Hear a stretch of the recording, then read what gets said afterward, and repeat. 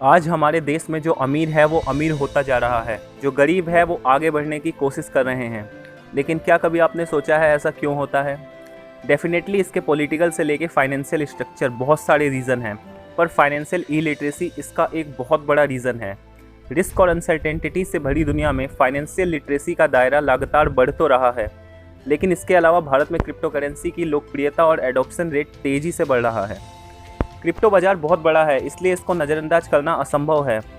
अगर हम coin market cap के द्वारा प्रोवाइडेड कुछ नंबर्स पर नज़र डालें तो आज की global crypto market cap 2.12 trillion अमेरिकी डॉलर है।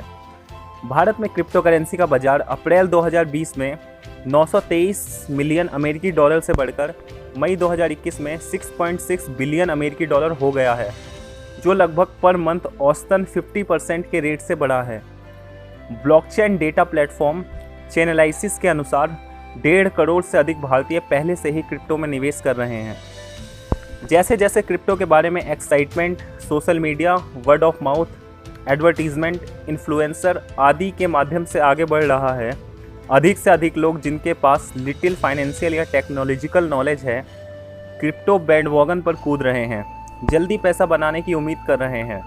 यहाँ तक कि छोटे शहरों और गांवों से बड़ी संख्या में लोग जिनके पास इक्विटी और म्यूचुअल फंड जैसी संपत्तियों का कोई जोखिम नहीं था, वे अपनी किस्मत बदलने के लिए क्रिप्टो मार्ग अपना रहे हैं। लेकिन प्रॉपर अंडरस्टैंडिंग के अभाव में यह खतरनाक हो सकता है। इसलिए आज हम क्रिप्टो मार्केट की एजुकेशन क्यों ज़रूरी है, इस क्वेश्चन का आंसर ढूंढने की कोशिश करेंगे। क्रिप्टो असेट्स नए असेट क्लास के रूप में उभरे हैं। रेगुलेटरी अनसर्टेनिटीज़ के बावजूद भारतीयों ने क्रिप्टो को अपनाया है। चेनलिसिस द्वारा प्रकाशित ग्लोबल क्रिप्टो एडॉप्शन इंडेक्स में भारत दूसरे स्थान पर है। जानकार, इन्वेस्टर्स, मिलियनर्स और यहाँ तक कि भारत के टीयर 2 और टीयर 3 शहरों के लोगों ने भी क्रिप्टो करेंसी में निवेश करना शुरू कर दिया है।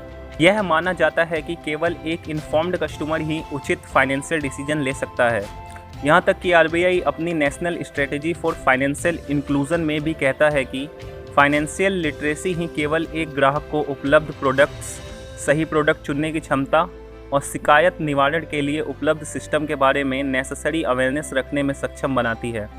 इसलिए फाइनेंशियल लिटरेसी महत्वपूर्ण है और फाइनेंशियल लिटरेसी कार्यक्रमों में क्रिप्टो करेंसी पर लेसन्स को शामिल करना शायद समय की आवश्यकता है। जैसा कि क्रिप्टो एक्सचेंज वजीरेक्स के सीईओ निसल सेट्टी ने एक इंटरव्यू में बताया, आज की दुनिया में फाइनेंशियल इलिटरेट होना एक बल्लेबाज होने के समान है जो बिना हेलमेट के तेज गेंदबाज का सामना कर रहा है।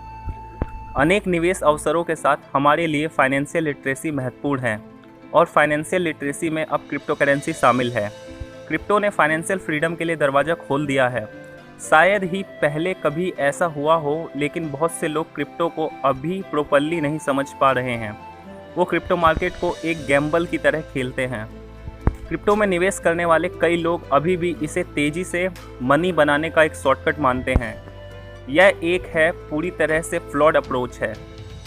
क्रिप्टो करेंसी को कई फैक्टर्स के खिलाफ हेज के रूप में देखा जाना चाहिए।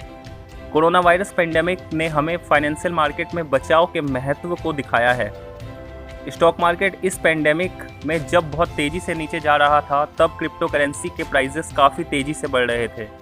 हालांकि निवेशकों को क्रिप्टो करेंसी इन्वेस्टमेंट की वोलेटिलिटी पर विचार करना चाहिए। उदाहरण के लिए हमने हाल ही में क्रिप्टो कीमतों में तेज गिरावट देखी है।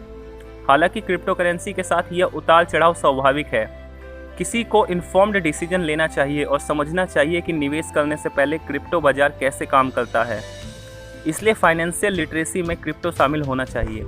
अंत में फैक्ट यह है कि भारत सरकार क्रिप्टो करेंसी को असेट क्लास के रूप में क्लासिफाई करने पर विचार कर रही है। क्रिप्टो ट्रेडिशनल असेट की तुलना में एक नया असेट क्लास है जो बहुत अधिक वोलेटाइल है। इसलिए डिजिटल असेट पर एजुकेशन और लिटरेसी की आवश्यकता है। क्रिप्टो करेंसी की फाइनेंशियल लिटरेसी हमें इन कॉइन्स को इन्फ्लेशन के खिलाफ एक हेज के रूप में सोचने को अलाउ करती हैं। इन्वेस्टमेंट जितना डाइवर्सिफाई होता है, इन्वेस्टर्स को वोलेटाइल टाइम में उतना फ़ायदा होता है, क्योंकि अलग अलग एसेट क्लास एक दूसरे को हेज का काम बखूबी करते हैं। इसलिए क्रिप्टो मार्केट का फाइनेंशियल एजुकेशन ज़रूरी है, ताकि हम क्रिप्टो मार्केट को क्विक मनी मेकर से हटकर एक हेज के रूप में भी उपयोग कर सकें। अगर आपको ये वीडियो अच्छी लगी है तो आप लाइक करें और पर्सनल फाइनेंस के बढ़िया वीडियो देखने के लिए आप इस चैनल को सब्सक्राइब करें। इस चैनल को सब्सक्राइब ज़रूर करें, क्योंकि ये चैनल अभी नया है और इसको सब्सक्राइबर की बहुत ज़रूरत है अगर ये चैनल आगे बढ़ाना है तो।